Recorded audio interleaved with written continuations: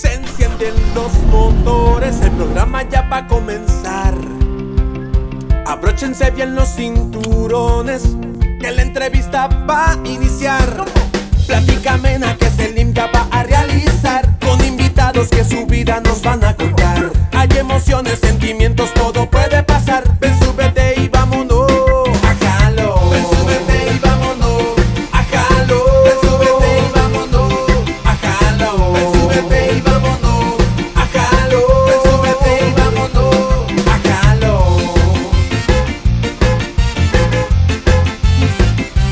A jalo. Ven, súbete y vámonos a jalo. Ven, súbete y vámonos a jalo. Ven, súbete y vámonos a jalo. Ven, súbete y vámonos a jalo. Ven, súbete y vámonos a jalo. Con Selim López. Es un honor y un placer poder compartir con usted hoy, ministro Benedicto Santos. Agradecer porque ha hecho un espacio en su agenda, en la apretada agenda de Copeco, para poder subirse en este carro, para que me permita darle jalón y poder conocer su historia de vida. Gracias por estar conmigo y bienvenido. Gracias, compañero, un gusto, igualmente es un placer. El gusto es mío, es estar compartiendo con un compañero de lucha, un compañero que pues lo habíamos visto un tanto desaparecido, pero los luchadores no desaparecen, los luchadores se apartan un tiempo y regresan al mismo carril. Claro que sí. Fíjese que este programa tiene por objetivo conocer cuál es su historia de vida y conocer pues prácticamente qué es lo que está haciendo hoy por hoy con esta designación que le ha dado la presidenta Xiomara Castro, y espero que a lo largo de esta hora los televidentes puedan conocer un poco más de Benedicto Santos y así poder conocer cómo ha estado. Así es que tengo que arrancar como con todos los invitados. La primera pregunta, Benedicto, es ¿dónde tiene el ombligo enterrado? Pues mire, yo soy, ¿cómo se llama?, de uno de los municipios del sur de Francisco Morazán, de Reitoca. Sí. ¿Verdad? Y mi desarrollo en una de las aldeas más grandes del municipio, la aldea de la Guadalupe, donde toda mi infancia y mi educación primaria ahí la realicé. Y con una situación bastante difícil porque éramos un grupo familiar bastante, éramos 9 hermanos de un matrimonio bien formado entre mi difunto padre y mi difunta madre. ¿Cómo se llamaba su papá? El señor José Guillermo Santos y la señora María Isidora Castro. ¿Y de los 9 hermanos usted es el mayor, menor? De los 9 yo soy como el cuarto más o menos. Ajá. ¿Verdad? Entonces era una situación compleja, era de trabajar en la mañana. En aquel tiempo la escuela era doble jornada. Ajá. Entonces en la escuela admitían porque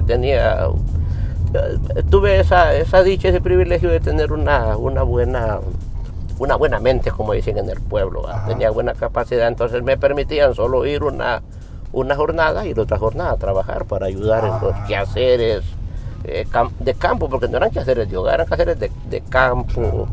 Ir con machete. Con machete, con asadón, sí. A veces con bueyes, a veces ayudarle a alguien para ganarse algún dinerito ahí extra para apoyar en la casa en lo que se podía. Eso nos fue formando desde una perspectiva como humano, y después llegó una maestra que yo jamás la voy a olvidar, la profesora Olga Marina Sierra, y le dijo a mis padres: este hipote no se puede quedar acá. Este hipote es muy brillante, este hipote es muy inteligente, este hipote solo va media jornada a la escuela y viene a enseñarles a los otros. Pucha. Entonces cuando cayó eso en mi persona, mi madre, muy religiosa, ella quería que yo fuera cura. Ella quería que yo fuera cura y tenía la intención de meterme al seminario, pero era una situación de pobreza extrema, era difícil, había que trabajar ahí no había otra opción más que trabajar. Y mi papá decía, bueno, por lo menos sacarlos hasta 6º grado, sí. Era lo máximo que se podía aspirar, de ahí para más no se podía. Sí. Entonces decidimos decidí salir ya grande de la primaria, porque no era porque era Aragán, era porque no llegaban profesores. Salí a los 16, 17 años de la primaria, ya un muchacho prácticamente. Claro. Y me vine acá a la capital, ¿verdad? A probar suerte.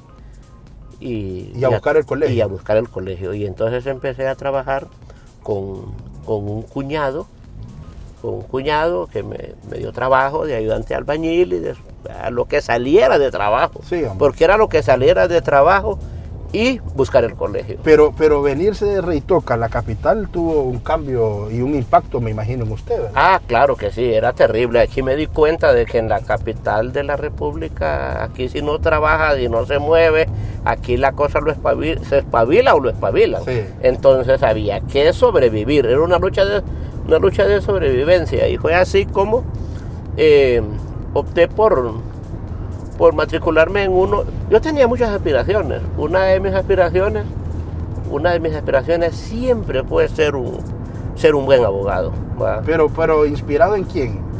¿Quién en su familia o de dónde tomó el ejemplo? La inspiración que me hizo pensar en ser un abogado era que mi papá era muy amigo de Rodas Alvarado.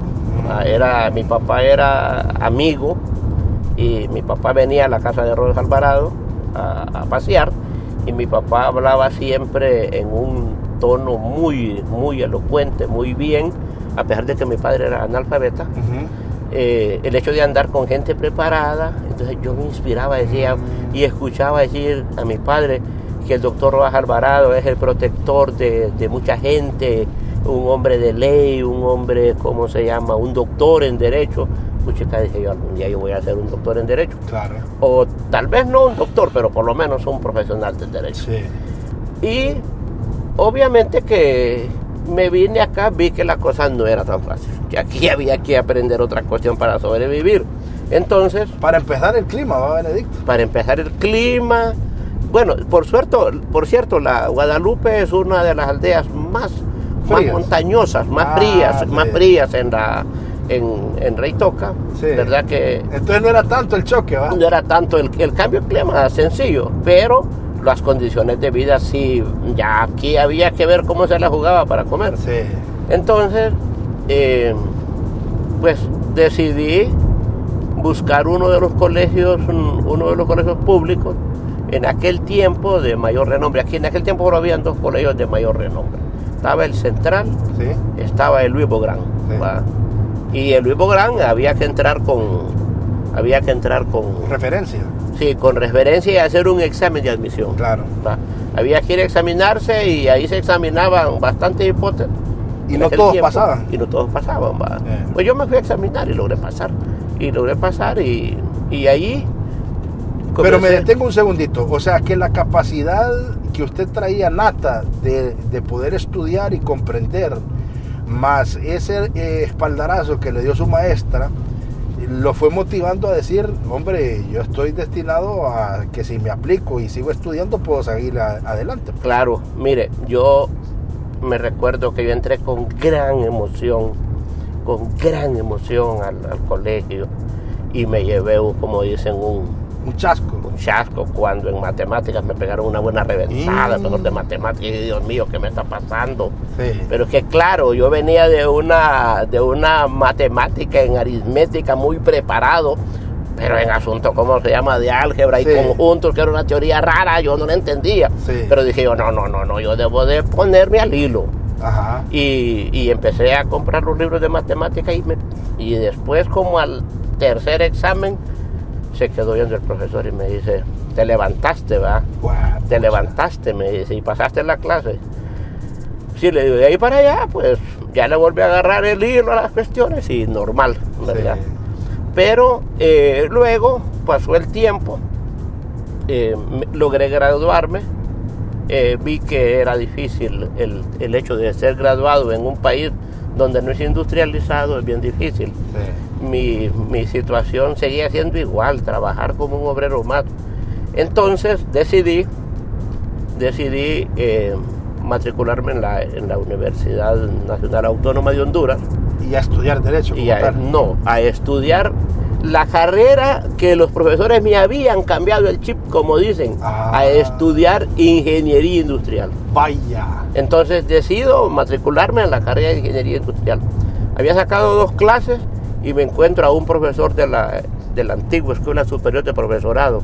Y me dice: hola Benedicto, ¿cómo estás? Hombre, puchica, es un cipote muy bueno. ¿Y dónde estás?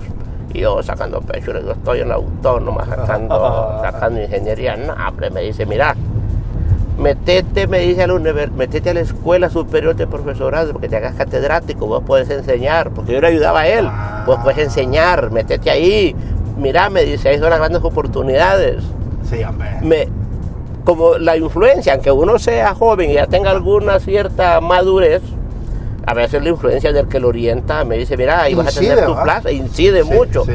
Le acepté la recomendación y me matriculé en la pedagógica. A pesar de que usted quería estudiar Derecho. Es correcto. Sí. Yo siempre tenía la mentalidad de estudiar, pero dije: el sueño nunca se va a terminar. Bueno, me metí a la Universidad Pedagógica y me gradué en el área de Educación Técnica Industrial. Y antes de haberme graduado, lo que el profesor me dijo era cierto. Las ofertas de trabajo eran por todos lados. Y ya mi vida como persona, como joven, ya tenía un cambio grande, porque yo ya ganaba dinero, ya era profesor de colegio, ya no tenía esa necesidad tan abismal como al principio, ¿no? Entonces, bueno, pues dije yo, gracias a Dios, salí a trabajar a lo mismo, porque hay que aceptar retos. Pues antes incluso de terminar la carrera en la pedagógica, porque había la ventaja que se podía estudiar a distancia.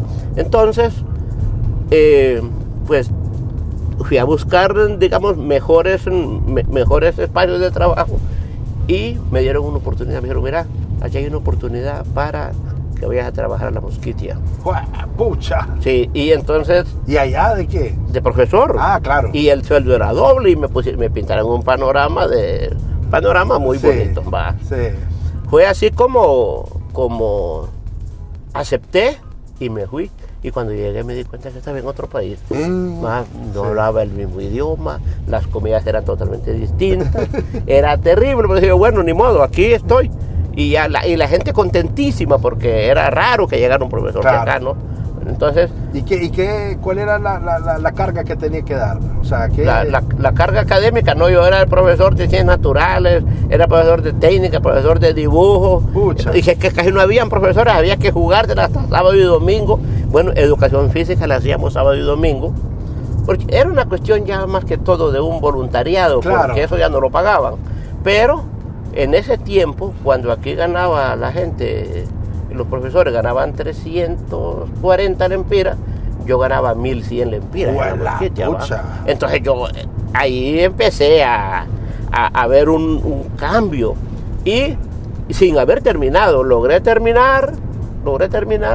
Luego terminé mi carrera ya la habían transformado a Universidad Pedagógica. Logré, mi título, mi título de catedrático universitario, y con ese espaldarazo, porque tener un título universitario y aprovecharlo, eso es increíble, dije yo. Y luego, además de que anduve trabajando en Lloro como profesor. Pero una pregunta, digamos, en algún punto de su vida, ¿usted sintió que se estaba desorientando, o siempre tuvo claro? No, yo tenía la perspectiva. O sea, me refiero a que de repente por esas cantidades de dinero tal vez empezó a pasear más, a salir más, a de repente tomarse un par de traguitos y cayó en alguna especie de bache, como pasa cualquier ser humano, pues. No, es que gracias a Dios, la formación que yo traía de mi papá, mire, yo llegué a los 35 años y no me bebí una cerveza delante de mi papá. Pucha. Porque era, como se llama, era una mirada así, un poco gacha, lo hacía meditar a uno. Entonces, no le digo que no me echaba mis cervecitas de vez en cuando, pero no enfrente de él. Pero no había enfrente, respeto. Y no hubo tampoco aquella aquel fanatismo por una entrega a la droga. Siempre nacieron mis hijos, empecé a luchar para crearlos. ¿Cuántos hijos tiene? Yo tengo 7 hijos, Okay. tengo 7 hijos. 3 con mi ex, que ya murió, la señora, la mamá de mis, y 4 con la otra. Sí. ¿Son su adoración sus hijos? Sí, por supuesto que sí, ellos igual que yo, es una situación recíproca, Ajá. ¿verdad? Y eso me ha fortalecido como papá, como pero familia. lo que le quiero decir es que todo lo que su papá le enseñó y le inculcó, usted también se los ha trasladado. Claro que sí, mi papá era como se llama, era un general. Mi papá era un general, a pesar de que él no sabía leer ni escribir, y salía uno y lo miraba medio desviado. A robar, ¿qué vas a aprender vos? A robar es que vas a aprender si no haces caso, aquí tienes que cumplir. Sí. Y eso lo hacía uno, un sistema disciplinario, muy bien orientado hacia las cosas de bien, hacia respeto a las personas, a la responsabilidad como un principio, que lo que le asignan a uno tiene que hacerlo con mucha responsabilidad. Y con excelencia. Y luchar, porque es una lucha ser mejor en la vida. Claro. No es que uno sale mejor, es que uno debe de luchar para ser mejor. Sí. Así como, porque lo malo es lo que está más fácil. Desviarse para las cosas malas es lo más práctico. Lo más sencillo. Es lo más sencillo. Irse con un grupo de amigos a tomar y luego dedicarse a robar, pues eso puede ser lo más fácil a veces cuando hay una desorientación, pero cuando está bien orientado, tiene los pies en la tierra y sabe para dónde camina, no hay ningún problema, eso camina muy bien. Entonces, esos valores inculcados en el seno de una familia humilde, una familia campesina, un amor de una madre y una rigidez de un padre, me hizo llevar una conducta de vida y lograr las metas y los objetivos. Cuando ya termina, o sea, porque eventualmente termina su ciclo como maestro, o siempre se dedicó a eso, estudiando, sí, para estudiar, para hacerse abogado. No, yo ya con la formación, ya como catedrático, trabajando en colegios y ya con sueldo. Y ganando bien. Y ganando, tal vez no bien, pero sí, más o menos. Si ganaban 300 aquello y usted echaba 1000, si ganaba. Sí, pero bien. Eso fue al principio. Ya después, ya regresar acá nos anivelamos. Ajá, pero claro. Sí hubo buenos beneficios en magisterio, no nos podemos quejar. Sí. 34 años al servicio de la educación, sí. le he dedicado aún. En estos momentos estoy ya en trámite ya de lo que es la jubilación. Ya prácticamente desde el año pasado lo inicié. Pues lo que le quiero comentar es que teniendo ya esa oportunidad de empleo en educación, decidí coronar un sueño al que yo tanto había añorado, claro, ser abogado. Sí. ¿Va? Y entré a la autónoma y gracias a Dios en 3 años terminé mi carrera. ¿A los cuántos años empezó a estudiar Derecho? Yo tengo 24 años de ser egresado de la... ¿Pero cuántos años tenía usted? A los 38 años. A los 38 años yo ingresé a la autónoma, ya... Bastante grande, sí, ¿verdad? Bastante grandecito, sí. Pero claro, el deseo, y cuando a usted le apasiona una carrera... Claro. Pues yo no me siento... Ni la sintió, pues. No, fueron 3 años y claro, me sirvieron algunas equivalencias de la universidad pedagógica, claro, algunas clases.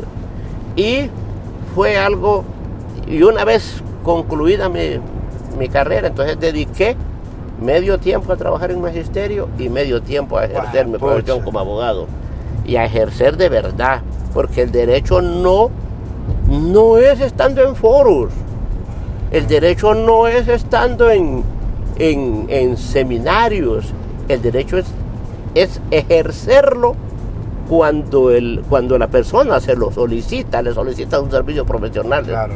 El derecho, y como lo dice el decálogo, el derecho se ejerce pensando. Usted debe estar pensando. Se aprende estudiando, pero se ejerce pensando. Claro. Entonces,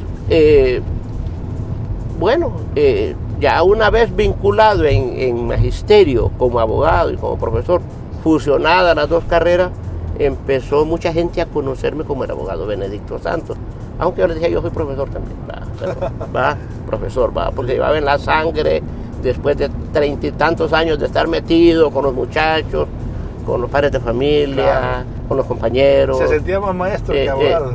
Y obviamente fue la primera carrera, claro, ¿no? Claro. Fue la primera carrera, pero ya en el ámbito social, yo miraba mucha injusticia, a veces muchos compañeros con los traslados, muchos compañeros le hacían malas pasadas, entonces pues me dediqué a defender profesores y pasó el tiempo y me fui haciendo casi el abogado de los profesores. Sí. Entonces los profesores siempre estaban, vamos donde Benedicto, sí, vamos donde Benedicto, y a nivel nacional. Entonces en eso fue fortaleciéndose todo, en eso llegó el presidente Mel al poder y nosotros pues estábamos bien. Yo trabajaba en la parte legal y en la parte docente, ¿verdad? En eso después se vino ya lo del golpe de Estado, entonces ya la cosa cambió y entonces dije yo creo que es el momento que nosotros demos algo a esta causa. Entonces organizamos lo que era Abogados en Resistencia. Sí. Y yo me acuerdo, su papá cubría, nos mandaba reporteros, había muchos periodistas que nos buceaban, como dicen, porque para conocer la opinión nuestra, porque nosotros sí fuimos a sacar a los tribunales, no a uno, a cantidades inmensas, y éramos bastantes, ¿no? ¿Verdad? Era un grupo de abogados al servicio de la gente que estaba en contra del golpe de Estado. Correcto, éramos un equipón. Muchos de los compañeros, casi la gran mayoría, están ubicados, ¿verdad? Entonces, yo no había trabajado directamente en el gobierno del presidente Zelaya, pero él desde su trinchera donde estaba, él miró nuestro trabajo, él miró la disposición y el trabajo nuestro tan orientado a una causa. Claro. Cuando él regresa de República Dominicana era un mar de gente, yo no lo podía ir a ver porque primero no me conocía muy bien. Claro. ¿Verdad?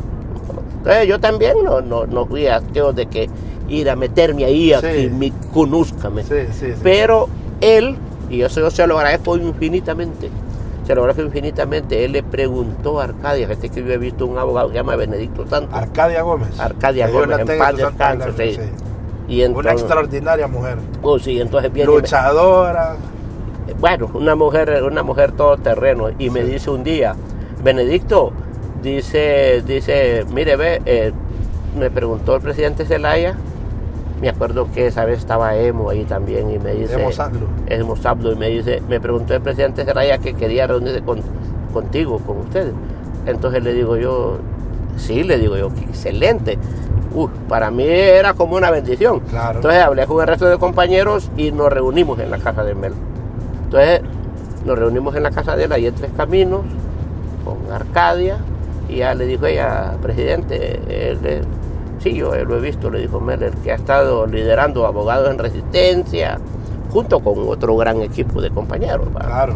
Entonces, pues de ahí empezó una relación, ya a los dillitas, que se iba a crear el partido, y seguimos trabajando con lo que era. Habían manifestaciones, habían detenidos.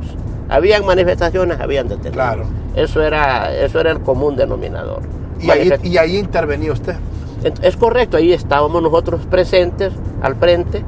Me recuerdo que se desató una persecución contra todo el gremio magisterial, la mayoría, a través del Tribunal Superior de Cuentas, donde les levantaron pliegos de responsabilidad porque dijeron que Mel les había pagado de más y un montón de cuestiones. Entonces eran miles de profesores, entonces empezamos a trabajar y a defenderlos a nivel nacional. Sí. Ya no era el Distrito Central, eran de todo el país. Y luego que los metieron a la cárcel, a otros, ya por las manifestaciones. Entonces, cuando ya el acercamiento era más con el presidente Zelaya, entonces Pero un paréntesis ahí, Benedicto. ¿Cuál fue el momento más tenso que usted vivió durante el tiempo del golpe? ¿Estuvo en peligro? No, sí, claro. No, yo tuve, ¿cómo se llama? 3 atentados criminales. Lo que pasa es que como uno que nace en el monte, acostumbrado a andar en el monte, se vuelve como más... Más chiva. Exacto. Yo me recuerdo en agosto del año 2009, en el Copén, nosotros recibimos un atentado criminal y yo vi que esa vez me podían haber matado. Por fortuna pasó algo extraordinario en la entrada ahí, en lo que va para el hogar, y usted conoce el Copén. Sí, claro. Viene un tipo con pistola, 2 tipos con pistola en un carro gris, que es el que encargaba en esos tiempos de andar matando gente. Y luego venía otro señor en un carro grandote, en un Ford de esos grandotes, con unas luces, unas halógenas inmensas, y los alumbró en la cara del hombre, quedó así como tapándose la cara.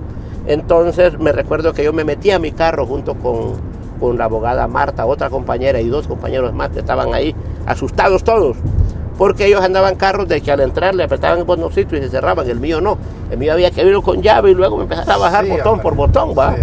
El caso esa vez fue terrible. Luego la otra vez que nos agarró un comando del ejército en el Pedregal, que fue la noche del 22 de septiembre, fue cuando vino el presidente Zelaya.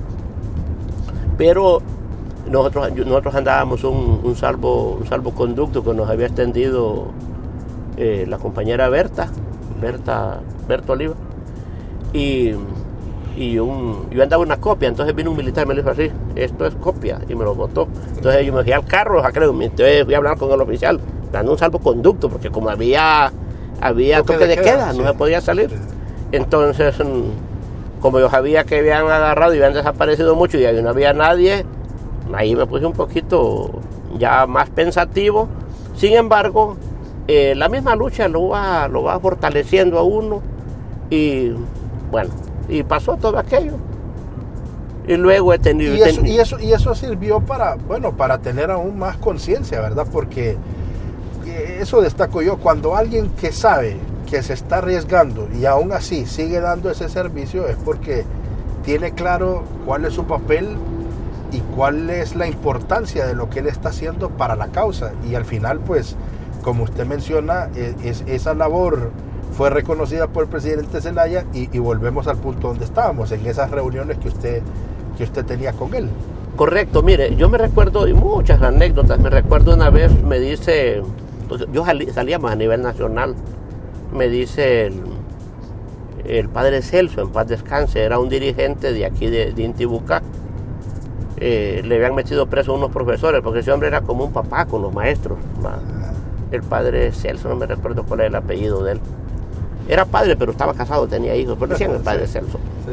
Me recuerdo que venimos acá a una audiencia a liberar unos compañeros, y yo me quedé, me vinieron a dejar a Ciguatepec, que a las 9 de la noche no hallé cómo venirme. Sí. No hallé cómo venirme, y me quedé en una gasolinera. Porque yo tenía mi carro aquí en Tegucigalpa, lo había dejado botado por Viadela, ahí lo había dejado de una amiga, y yo me había ido en otro carro de allá para acá, según yo. Había alguien que lo iba a traer. Exacto, y tuve que quedar botado durmiendo en una gasolinera. El frío más espantoso que he pasado aquí en Ciguatepec, eso era terrible. Como indigente. Yo le di gracias a Dios cuando amaneció, cuando ya empezó y empezaban a venir ya los ¿cómo se llama? El transporte que traía para acá, para Tegucigalpa. Me subí en un bus, y como que había llegado a la gloria cuando volví a entrar al bus. Y en el marco del mero golpe de Estado. Luego pasaron todas aquellas anécdotas, cosas muy bonitas. Le comentaba yo a un compañero que después, cuando ya estamos en el ajo del pleito, el magisterio y toda esa cuestión, agarran a 18 profesores, los meten presos, los famosos 18 conejos, eran a nivel nacional los profesores. Me recuerdo que les dictaron, los mandaron a Támara, pues, les dictaron una medida de prisión preventiva, y ese día yo salí triste y me fui con un dolor profundo, porque dije, qué incapaz nos pudimos sacarlo, éramos como 4 abogados, ¿va? Y entonces al día siguiente me llamó el secretario general que está en educación, profesor Edwin, y me dice, Benedicto, irán a salir los compañeros, miren, si nos dan la confianza salen, si nos dan la confianza salen, mira, pues el caso es que les vamos a, porque ellos querían cambiar abogado, ¿va? Claro. Por lo que les ha pasado. Claro. Entonces le digo, mira, el domingo nos vamos todos a darles el apoyo a los compañeros a Támara, y el martes, que era la audiencia, ellos se quedan fuera. Pues así fue, mano. Vamos al martes a audiencia desde las 8 de la mañana hasta como a las 6 de la tarde. Fue la noche más alegre para mí, cuando vi aquella gigantesca ovación de profesores victoriando a sus compañeros, y a nosotros, por supuesto, que los habíamos liberado. Se los habían sacado. Los habíamos sacado. Pero, ¿qué momentos más emocionantes? Porque eran 18 compañeros que hasta hace aproximadamente, creo que el año pasado, se finalizó ese juicio. Y mire cómo es la vida, ¿verdad? Estamos recordando parte de todo lo que usted ha aportado para lo que hoy se está viviendo, que hoy es libre el gobierno. Y si tuviéramos que contar todas las anécdotas, nos vamos en todo el programa y no avanzamos. Sí. Yo quiero ahora que bueno, hagamos como una retroalimentación. Vino el golpe de Estado, hizo todas estas labores, se conformó el Partido de Libertad y Refundación, fuimos a elecciones y Juan Orlando Hernández se las robó. Se las robó en el 2013, en el 2017. Y bueno, ya después de un pueblo que estaba cansado y de 12 años de narcodictadura, y ver que el país, lejos de avanzar, se vio afectado en corrupción, en robos, le dan la oportunidad a la presidenta Xiomara Castro de que lidere las riendas de este país. ¿Cómo analiza Benedicto Santos ese llamado para que usted integre la Comisión Permanente de Contingencias? Le confiaron, usted es una persona de confianza de la presidenta Zelaya, es parte del gabinete. Número uno, ¿cómo tomó el nombramiento? Y cómo ha visto pues la evolución del primer gobierno, de la primera presidenta, de la primera mujer presidenta de Honduras. Mire, ha sido bastante difícil para la presidenta Xiomara, para todo el equipo. Ha sido una labor titánica el hecho de que haber asumido a ella como presidenta de la República, haber asumido un rol tan difícil como lo es conducir los destinos de un país, y con un tanto atípico, porque no es lo mismo cuando se viene de una transición de gobierno tradicional, claro, como se acostumbraba entre liberales y nacionalistas, sí, que el cambio era tradicional. Ya se sabía, ganaba liberal, entraba Cachureco, ganaba Cachureco, entraba liberal, sucesivamente. En este momento no, porque el Estado como tal lo desarticularon y lo hicieron en un conjunto de instituciones del Estado que no se sabía usted por dónde desmarañar, no sabía usted cómo ordenar al Estado. Por fortuna, y yo sé que algunos critican fuerte, que Mel es el que manda, que Mel es aquí, pero si no tuviera la presidenta Xiomara Castro un asesor presidencial con una habilidad para ordenar el Estado, estuviéramos batallando. El presidente Zelaya, con sus aportes, ha logrado que la presidenta oriente el país hacia mejores derroteros. Es decir, me paro ahí. O sea que usted, lejos de decir de que, o sea, quiere aclarar por conocimiento de causa, que lejos de ser algo negativo, usted destaca que la experiencia del presidente por justamente ser presidente, le ha facilitado un poco más la situación a la presidenta Xiomara? Mire, si yo fuera presidente de la República, yo no dudaría un segundo en tener un asesor presidencial como Melo. ¿Va? No dudaría un segundo, porque la experiencia vivida que él ha logrado amalgamar y que lo ha demostrado, ha sido, ¿cómo se llama? Ha sido excepcional, y yo lo pude ver. Nosotros nos encontrábamos en el mes de septiembre, estábamos un tanto atribulados con las amenazas de las tormentas, con las amenazas de los huracanes. Sí. El presidente convocó, armó un equipo con órdenes de la presidenta Xiomara, claro, e integren este gabinete de reconstrucción, pero inmediatamente. Y se armó un grupo de secretarías de Estado para dar respuesta, y evitamos nosotros, no las tormentas, no las inundaciones, pero evitamos muertes, evitamos desastres. Tal vez los desastres no los humanos. Correcto.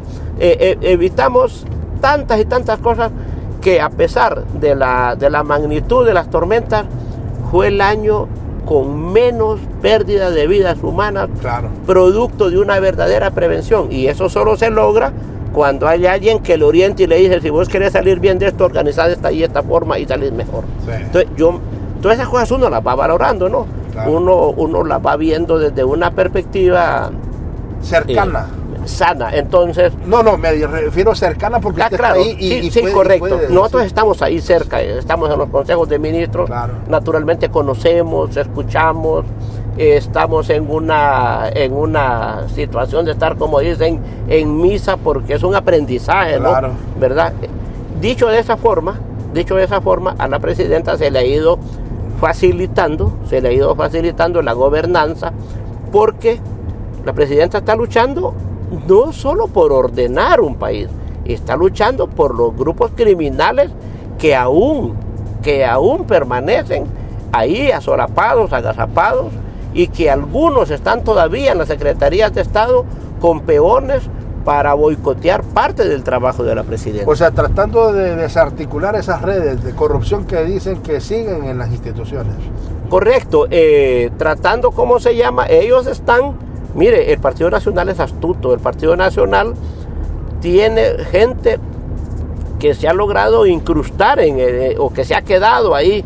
Claro, hay empleados que para sacarlos hay que poner una buena cantidad de dinero.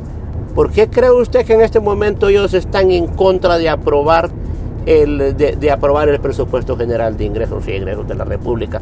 Porque ahí va una partida para liquidar mucha gente que le es dañina al gobierno de Xiomara Castro, y que hay que ponerlo fuera.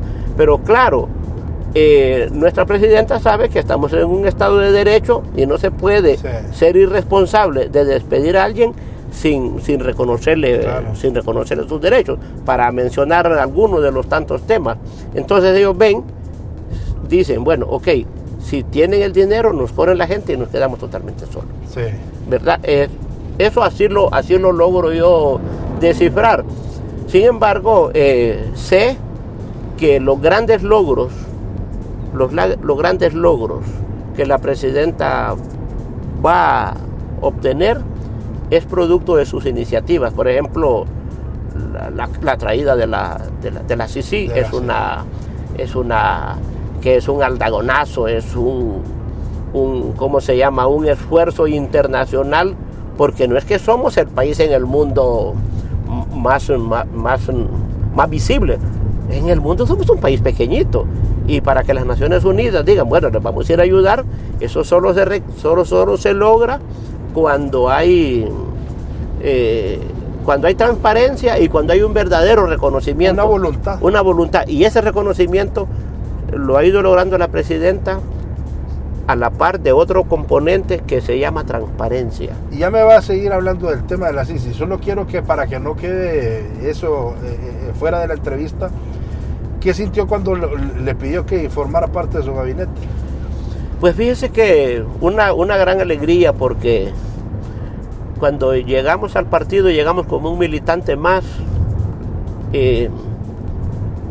No le conté la historia cómo yo llegué a ser el abogado del partido, pero de ahí yo sentí un reconocimiento inmenso, y ese momento lo viví cuando me dijo que formaba parte del gabinete de la presidenta Xiomara Castro, en una de las secretarías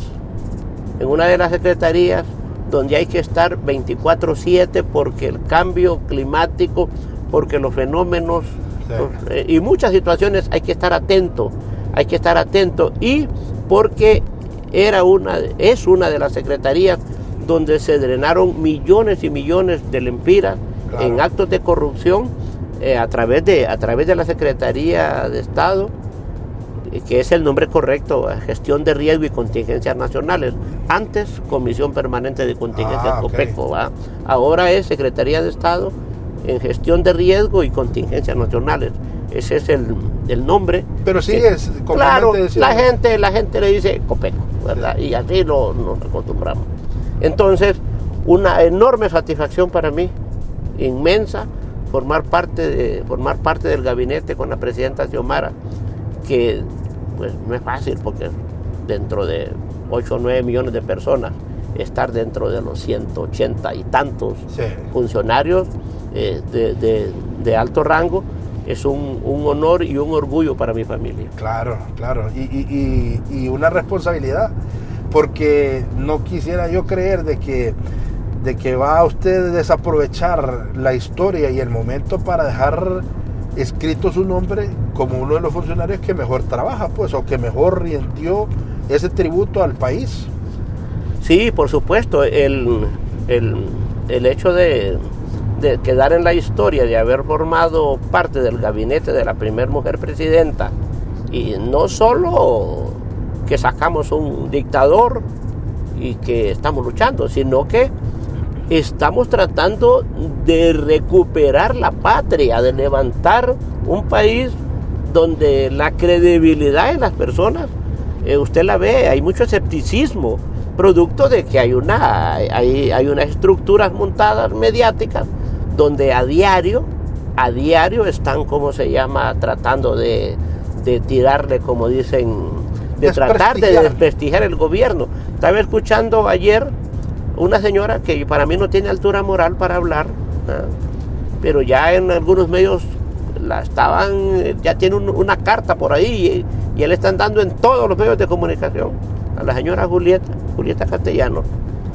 que prácticamente ella se coludió con el narcogobierno de Juan Orlando Hernández.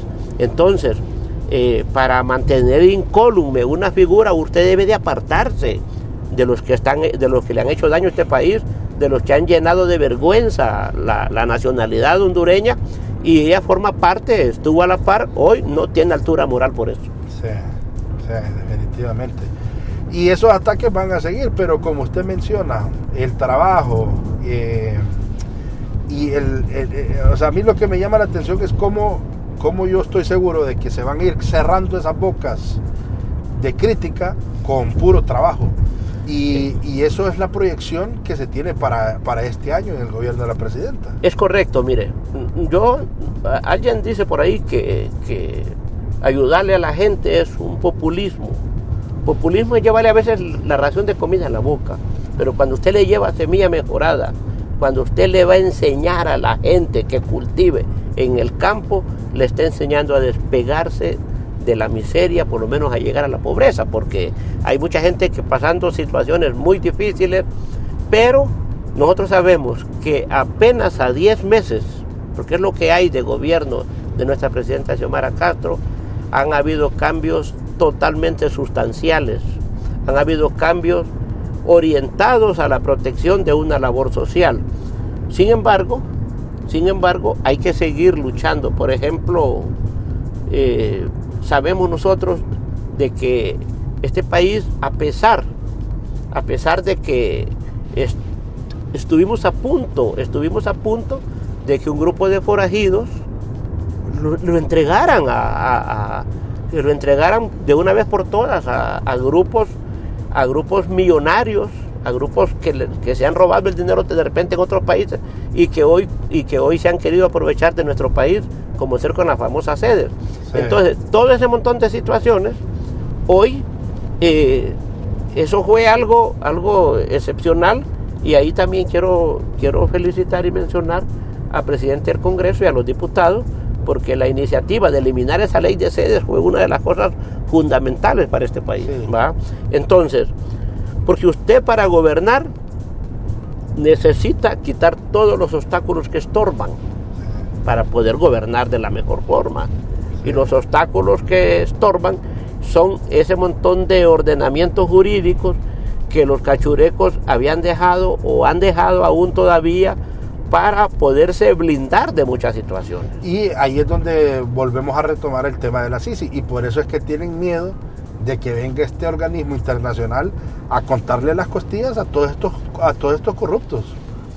Claro, es que mire, aquí no solo hubo narcotráfico. El narcotráfico es un flagelo que destruye a los jóvenes, que destruye a las personas, destruye a la humanidad, pero hace millonarios a otros, y esos millonarios se enamoran del poder. Claro. Y utilizan esos millones para aprovecharse del poder estatal, que fue lo que pasó en el país. Es por esa razón de que acá, al venir la CICI, tiene que investigar los grandes actos de corrupción multimillonarios, porque el país lo han enjaranado tanto.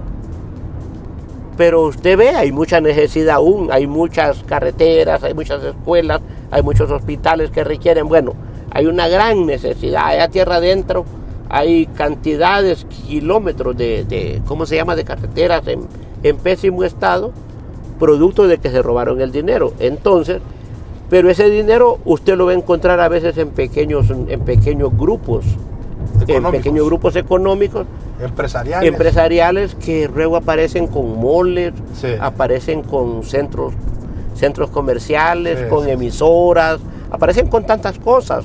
Entonces, ojalá que la investigación, y ojalá también ahí que se den las reformas, porque es otro tema ya en el campo jurídico. Para que la CICI pueda tomar algunos temas, deben de haber algunas reformas a mucho ordenamiento jurídico en este país para que los persiga. Y hablando del tema jurídico, ¿cómo analiza la nueva elección de la Corte Suprema de Justicia? Bueno, mire, esperamos de que se puedan escoger los mejores hombres y las mejores mujeres. Hasta el momento la junta nominadora, se le ha visto un papel muy bien, y usted va a ver los buenos resultados. Cuando hay buenos elementos va a haber buenos resultados, cuando hay malos elementos va a haber malos resultados.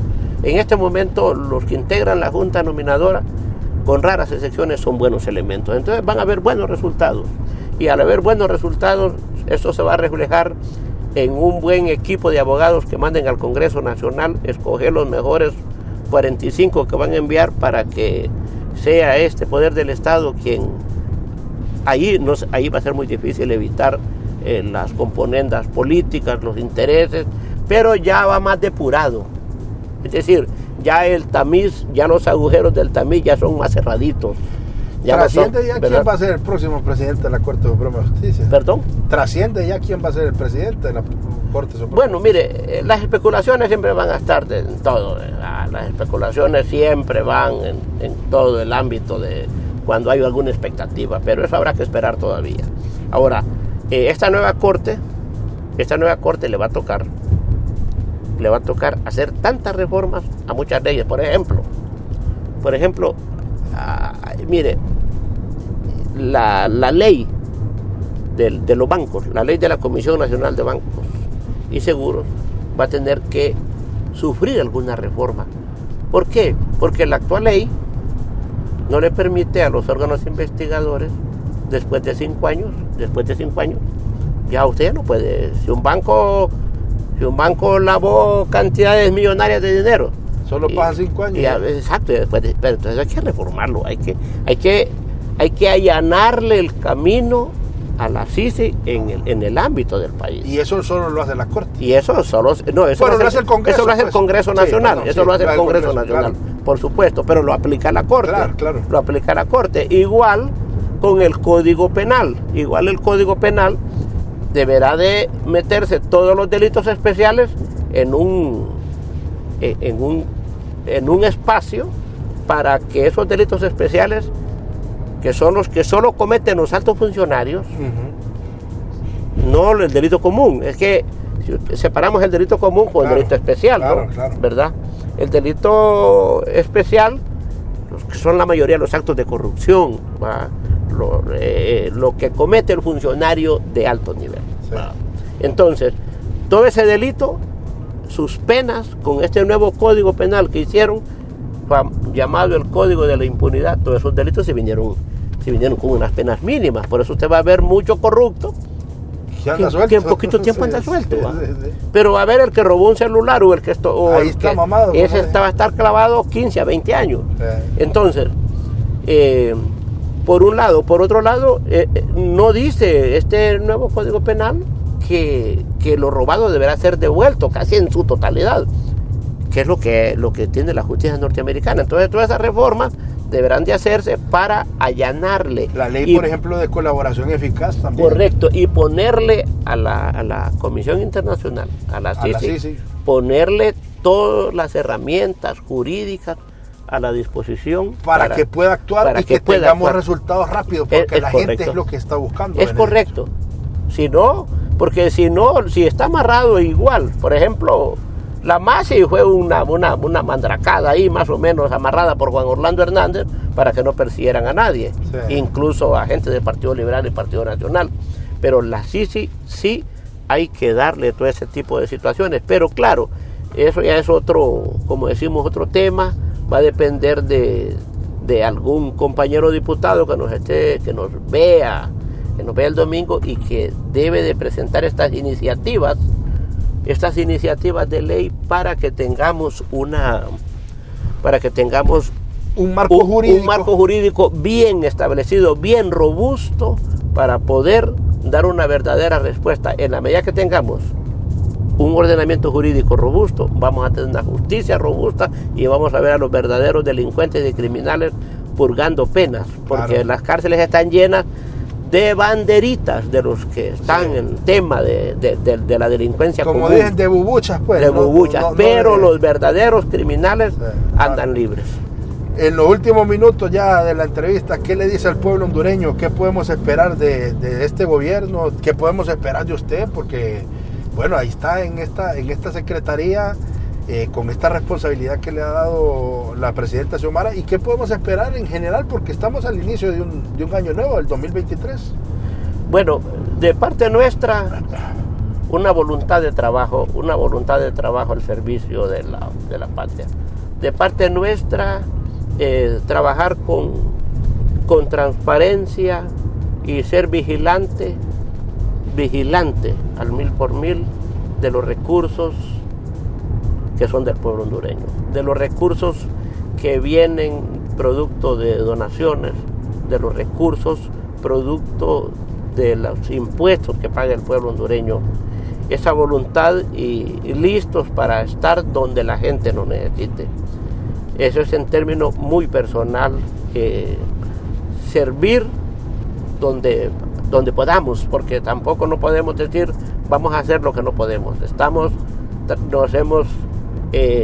saliendo a otros ámbitos incluso, ¿verdad? Estamos colaborando en el sistema educativo con algunos centros nocturnos, creando escuelas maternales para evitar la deserción de las mujeres jóvenes en los centros educativos nocturnos. Ya iniciamos el año pasado en el Saúl Zelaya Jiménez. Para este año tenemos alrededor de unos 4 institutos en línea. Que no deja ese amor por el magisterio tampoco. No, por supuesto que sí, tenemos la vinculación, entonces estamos apoyándoles en lo que podamos, con gestión, para hacer de lo mejor del país. Claro. Y ojalá todos pusiéramos un granito de arena, cada uno de nosotros en nuestros espacios, para que el gobierno de la presidenta Xiomara Castro, una vez concluidos los 4 años, constitucionalmente hablando, podamos heredarle al país, podamos heredar a una juventud, a una población que ha añorado tanto, a una población que ha estado, como decimos, sumergida en una situación difícil, donde grupos de forajidos criminales pues nos tuvieron secuestrados por más de 12 años. Esa confianza que la presidenta Xiomara Castro nos transmite a nosotros como funcionarios, y que ella con sus actuaciones lo está materializando con esa credibilidad a nivel nacional, a nivel internacional. Sabemos nosotros que es difícil, sabemos que nos toca luchar contra grupos opresores y grupos criminales aún metidos en el mismo estado, sí. Metidos en el mismo estado. No obstante, los hechos que vamos haciendo nos van a ir dando a conocer, y como se dice, por los hechos nos van a conocer. Sí. En ese sentido, le pido comprensión al pueblo hondureño. La presidenta nos ha dicho una de las mayores prioridades, pero las mayores prioridades es el bien y el fin de la persona humana como persona. La persona, darles estatus de persona humana, que es lo que nosotros casi con el tiempo hemos ido perdiendo, producto de que los grandes empresarios o los poderosos que han gobernado el país les ha interesado llenarse sus bolsillos, y muy poco les ha importado lo que le pasa al pueblo hondureño. Sí. ¿Cómo se sintió en la entrevista?